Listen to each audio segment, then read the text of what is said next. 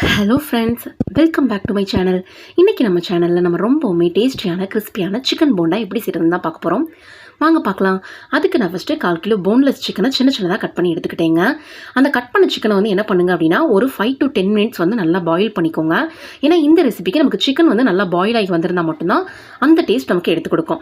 அதுக்கிடையில் நான் என்ன பண்ணிக்கிட்டேன் அப்படின்னா, இதுக்காக பஜ்ஜி போண்டா மாவு தாங்க ப்ரிப்பேர் பண்ணேன்.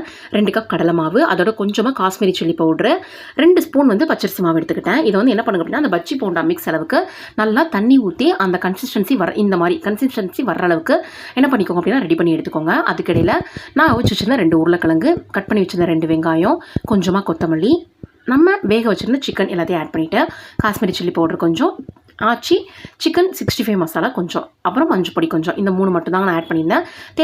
தேவையான அளவு உப்பு ஆட் பண்ணிக்கோங்க. எல்லாம் ஆட் பண்ணிவிட்டு நம்ம வந்து அந்த போண்டா உருட்டுற அளவுக்கு அந்த வர்ற பதத்துக்கு என்ன பண்ணிக்கோங்க அப்படின்னா, அது வந்து நல்லா இது பண்ணி எடுத்துகிட்டு, நான் வந்து உருண்டை ஷேப்பில் மட்டும் தாங்க பண்ணியிருந்தேன். உங்களுக்கு வேறு ஏதாவது ஷேப் தோணுது, உங்களுக்கு வேறு ஏதாவது ஷேப் பண்ணணும் பிடிச்சிருக்கு அப்படின்னா நீங்கள் அந்த மாதிரி ரெடி பண்ணிக்கோங்க.